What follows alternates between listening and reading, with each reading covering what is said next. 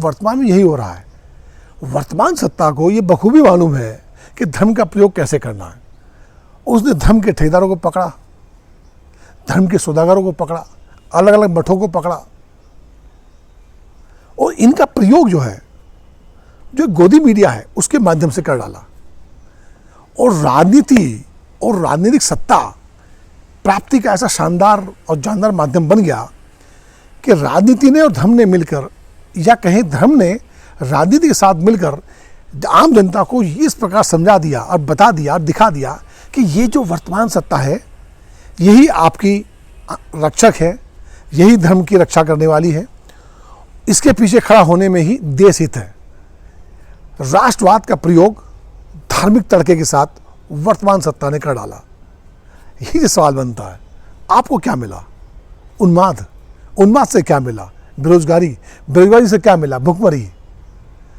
लेकिन सरकार यही नहीं रुकी, उसने एक नया प्रयोग किया। उसने 80 करोड़ लोगों को रजिस्टर्ड भिखारी बना दिया, बेरोजगार बना दिया कि आप भिखारी और बेरोजगार बन के रहो, सरकार आपको पेट आपका भरती रहेगी। लेकिन सारे सवाल पूछने बंद हो गए।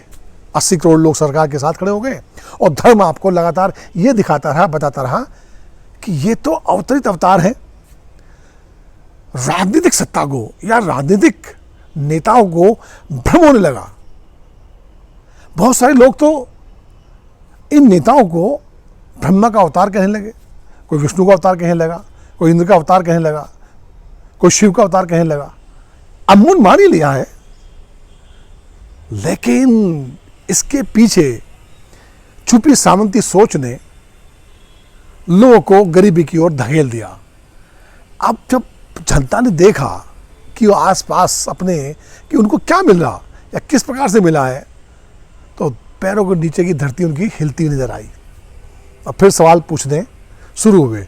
लेकिन जिसने भी सवाल पूछा, जिस राजनीतिक दल ने भी सवाल पूछा, जिस पत्रकार ने सवाल पूछा या सत्ता में रहते हुए सत्ता के लोगों ने सवाल पूछा, तो ईडी और सीबीआई या इनकम टैक्स है, इनका प्रयोग कर इनके सवालों को दबा दिया गया। आम जनता को भी इसी प्रकार से दबा दिया जा रहा है, क्योंकि आम जनता धार्मिक रूप से धार्मिक भीड़ हो गई है, भीड़ बन गई है, भीड़ का ऐसा बन गई है। जब भीड़ पकड़ी है, भीड़ में चलती है ना, एक के पीछे सब चल देती है, उसी प्रकार से हो गया। एक किताब है एनिमल फॉर्म्स, 1944 में लिखी गई थी, आप पढ़िएगा।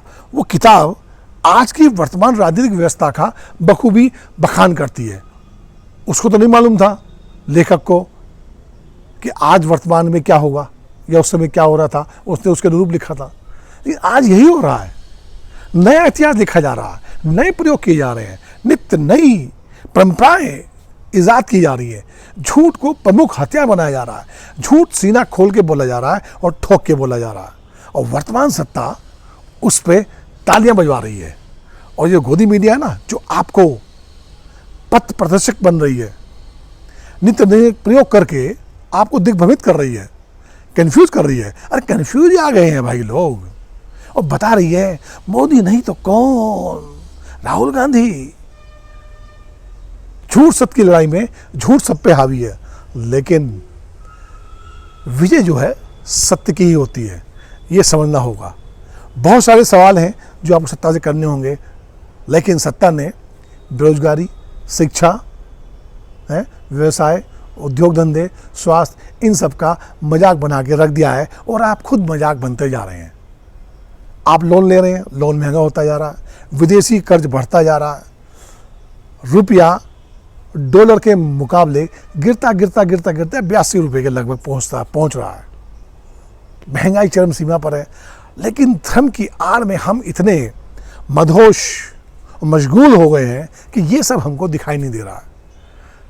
लेकिन बहनों भाइयों, जब तक दिखाई देगा बहुत देर हो चुकी होगी।